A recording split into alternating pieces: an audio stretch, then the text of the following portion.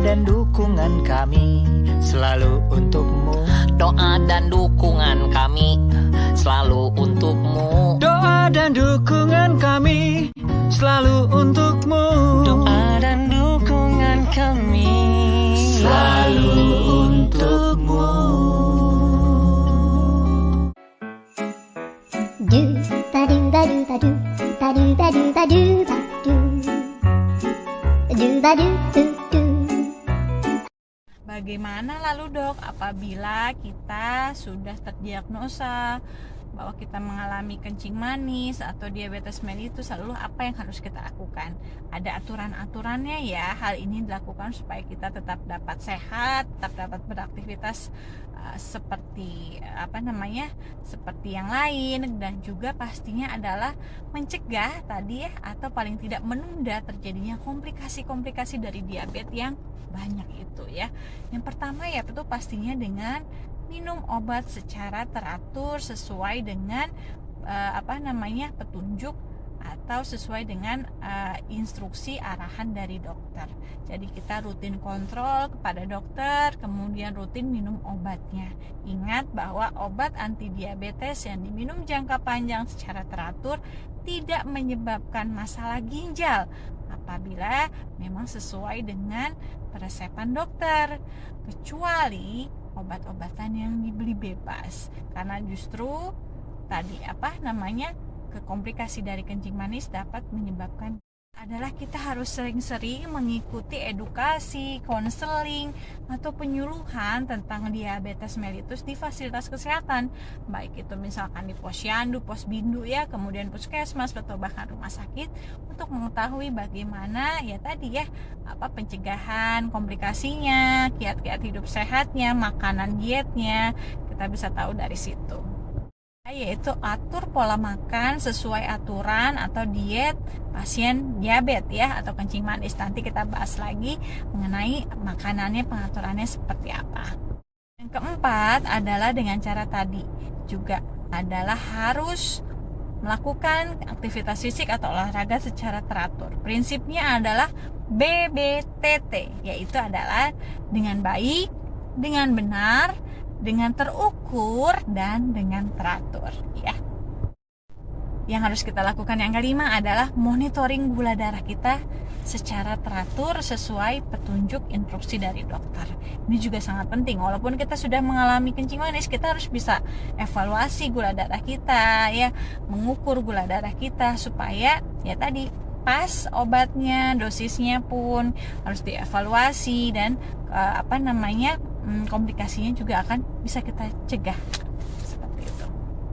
Kita lakukan yang keenam adalah karena salah satu komplikasinya adalah menyerang mata, retinopati diabetik atau gangguan penglihatan, maka kita juga harus sering-sering screening mata ketika sudah mengalami menderita penyakit kencing manis, yaitu dilakukan baiknya adalah minimal 1 tahun sekali ya, untuk melihat retinanya. Walaupun tidak ada keluhan, baiknya tetap melakukan screening 1 tahun sekali ke dokter mata. Kemudian yang ketujuh juga berkaitan dengan komplikasinya adalah luka tadi ya, luka diabetes dari akibat gangguan saraf atau neuropati DM, maka juga harus waspada apabila terjadi ada luka, walaupun kecil, walaupun masih bagus, kita tetap harus konsultasi, tanyakan kepada dokter. Jadi waspada terhadap luka maupun infeksi pada kulit. Dan yang terakhir adalah yang harus kita lakukan adalah berkaitan dengan komplikasi tadi, neuropati atau gangguan sarafnya. Jadi harus waspada apabila terjadi keluhan kesemutan, rasa seperti terbakar, baal, ada luka di kaki, kita harus segera konsultasikan kepada dokter supaya mendapatkan penanganan secara dini supaya tidak semakin memberat. Do ba do ba do ba do ba do ba do ba do ba do do ba do do do. Untuk tadi yang saya sampaikan tentang diet atau pola makan kencing manis, kita bahas sedikit ya. Yang pasti pasien apabila seseorang sudah dikatakan menderita kencing manis, baiknya memang mengkonsultasikan juga kepada ahli gizi, baik dokter spesialis gizi maupun ahli gizi untuk pengaturan makannya ya. Apalagi mungkin di awal-awal terdiagnosa, supaya pas pola makannya dengan gizi seimbang. Yang pertama terkait dengan jumlah kalori ya. Jumlah kalori pasien diabetes harus disesuaikan dengan umur, dengan jenis kelamin, dengan berat badan, dengan tinggi badan, dan dengan aktivitasnya. Itu akan berbeda. Biasanya maksimalnya kalori ini adalah 1.500 kilokalori per hari pada pasien kencing manis. Yaitu harus membatasi atau mengurangi karbohidrat kompleks seperti nasi, lontong, roti, jagung, kentang. Itu ada pembatasan atau dikuranginya seberapanya. Yaitu adalah kurangi atau hindari bahkan ya sumber karbohidrat sederhana yang sangat mudah diserap, seperti adalah apa? Gula pasir, gula jawa, kemudian sirup, kemudian susu kental manis, manisan, es krim, kemudian juga minuman-minuman botol atau minuman kemasan, dan juga makanan-makanan kemasan ya, itu biasanya sangat tinggi kadar gula darahnya. Biasanya sangat tinggi kadar glukosanya, walaupun terasanya mungkin enak, tidak begitu manis, tapi ternyata kadar glukosanya sangat tinggi. Makanan kemasan atau minuman botolan itu ya, seperti contohnya adalah abon, kemudian sarden, kemudian dendeng, kemudian yang lain lagi apa? Yang makanan mungkin tidak kemasan tapi tinggi kadar glukosanya, yaitu seperti dodol dan kue-kue manis.